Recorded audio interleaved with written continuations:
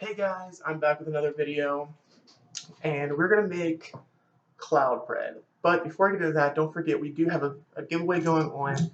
All you have to do is like, subscribe, and comment your favorite keto-friendly drink. Um, and what's gonna happen is, so next Friday, the 20th, I will be picking a winner and making a video for the winner.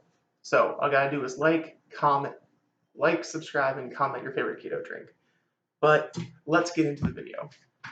So what I have here is my mixer. I'm gonna go ahead and turn this down so you guys can see what's going on here.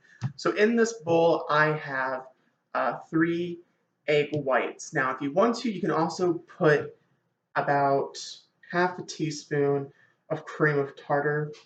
That's optional. An eighth of a teaspoon of cream of tartar. Eighth of a teaspoon. That's optional. It's not going to do that much. It just helps it. I guess it like speeds up the process of having this turned um, to peaks. I get to stiff peaks. Stiff peaks. So go ahead and preheat your oven to 375, and let's start mixing.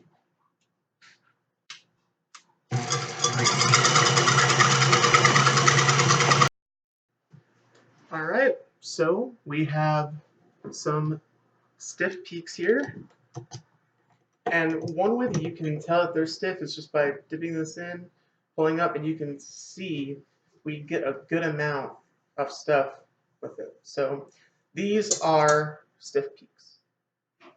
So now, all we're going to do now is we're going to fold in cream cheese and egg yolks. So let's go ahead and get out something to fold with. Now, I don't have a rubber spatula. That's the best thing to use when you're folding something, but a spoon works just as well. That's all that I have on hand. I don't have a rubber spatula, which I probably should get one, honestly. They're not expensive, like $2 at Walmart. But I never thought about it. So a rubber spatula will be gotten at some point. Now, this recipe also calls for cream cheese. So go ahead and now you can use cream cheese. Now, what you want to do is get 3 ounces of mascarpone or cream cheese. I'm going to use cream cheese because that's what I have on here.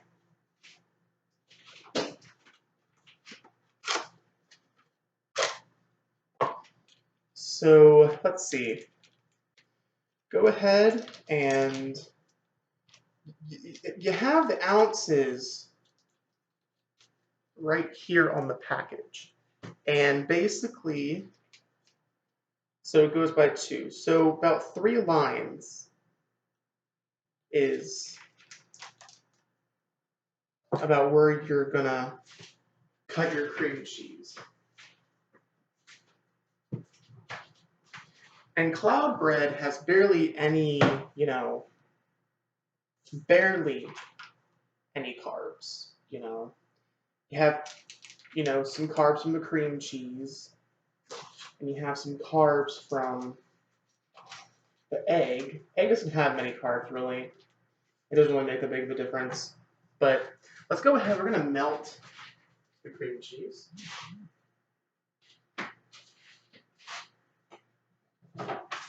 In this mug. So here we go. Let's go ahead and melt this.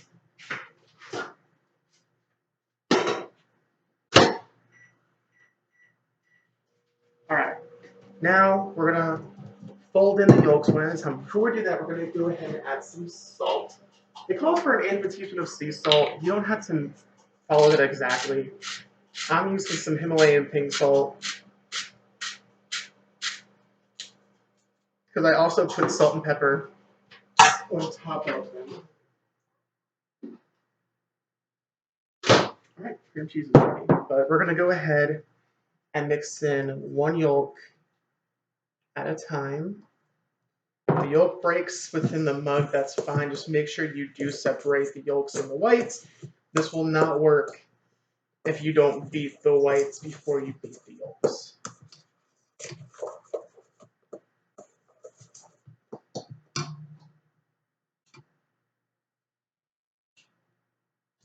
Go. This is probably one of the easiest recipes you can make for keto. It's simple. It's, it might not taste just like bread, but it tastes a lot like it. And, it's full of protein. It's mostly protein and has a good amount of fat in it. So there you go. It should be like a pale yellow, which is what you want. So next, we're gonna go ahead and actually mix up the cream cheese before adding it in, just to make sure it's soft enough.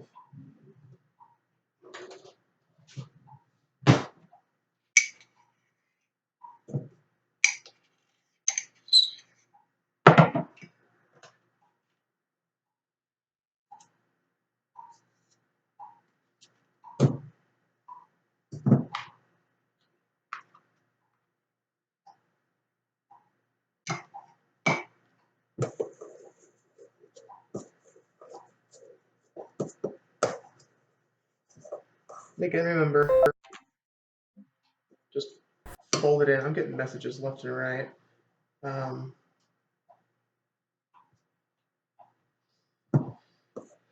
Okay, so basically this mixture is done. I'm just gonna.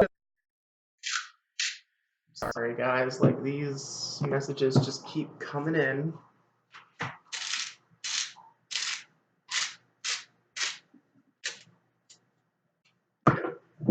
There we go. Just mix that in. Make sure everything is fully incorporated. So now we're going to go ahead and we're going to, we are going to get this taken care of. We're going to put this on a pan. Now, the recipe says that it only makes 6 servings.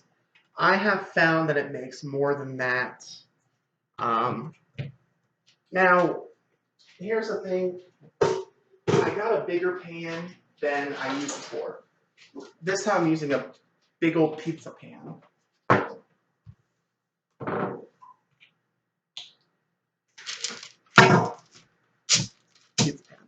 So we're going to go ahead and I think we're going to use a 1/4 cup to measure. I haven't done this part before where I used like a measuring cup to measure it out, but I found that I think that it makes a pretty, it shows, as you can see, that it makes a pretty good amount.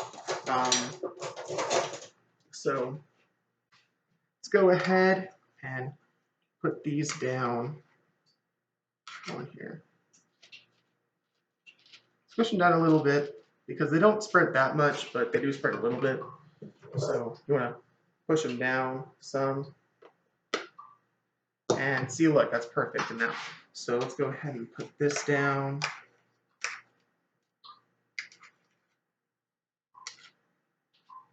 Some more.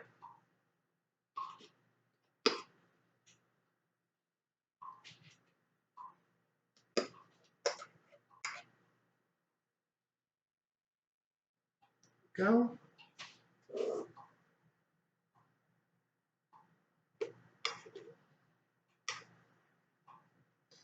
Okay, go ahead and lay this down. Again, move that so that doesn't. And if they do run into each other, it's not that big of a deal. And you don't have to use parchment paper. I just prefer to use parchment paper to keep it from sticking. You can use cooking spray. I've done that before. This recipe really, you can make it your own. Just make sure you don't overmix it because then you'll lose a lot of the air The air is really what does it. That makes it what it is. It makes the cloud bread, you know, it's airy. So you don't want to beat the air out of it too much.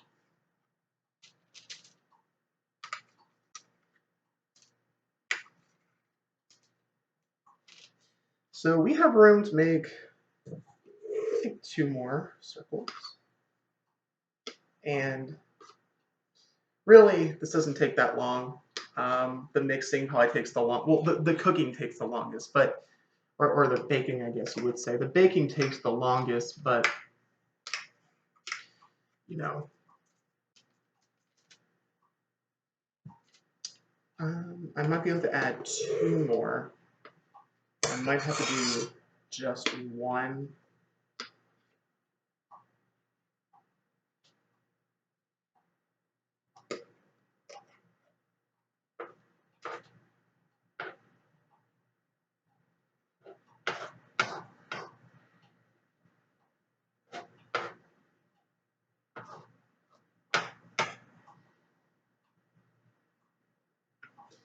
That might be all that I can do for now. So that this will make 4 sandwiches. So I think what this is doing is I have enough batter to make 2 more. So I think I'm gonna try to get these on here somehow. I think what that means, like by 6 servings, is they mean 6 sandwiches, not just 6 rolls. So let's go ahead and try to get some more on here. And if we have to move things around, that's fine.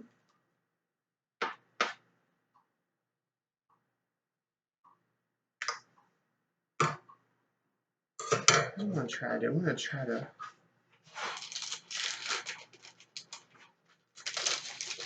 get this parchment paper over here. If it gets onto the sheet, it's not a big deal. I just want to keep it on the parchment paper just because the parchment paper does make it easier. You can also use tin foil. Um, some people say you shouldn't cook with tin foil, but honestly, I mean, I've never gotten sick from using tin foil, so I'm perfectly fine. Okay, so that's about as much as we're gonna be able to get. So we got enough to make 1, 2, 3, 1, 1, 2, 3, 4. Wait, 1, 2, 3, 4, 5. So this makes 5 sandwiches. 1, 2, 3, 4, 5, 7. Yeah, 10 sandwiches. I thought it would make 6, 2 1 servings, but I guess I was wrong, miscalculated. But we have 2 more steps. We have to, well, 3 more if you really think about it. But we're going to put some salt on top of these. We're going to put some pepper.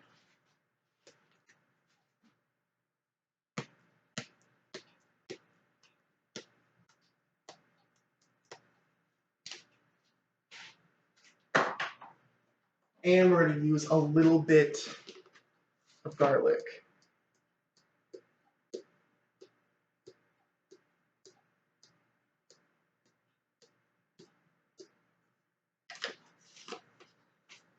All right, and then now all you really need to do is just go ahead and put in the oven. Now there is a small range of how long to put it in for. Every oven is different. My oven, it takes about 25 minutes. So it's going to take 25 to 35 minutes in a 300-degree oven. Mine usually takes 25. Yours might take 30 to 35. It all depends on how long that's going to be. So go ahead and put these in the oven. Let's do that now.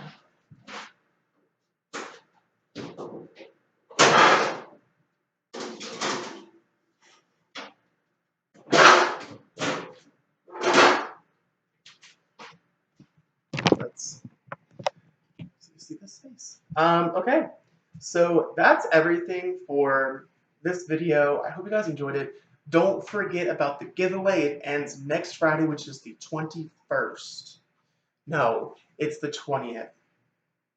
Messed up. Okay, so yeah, 20th. I will announce the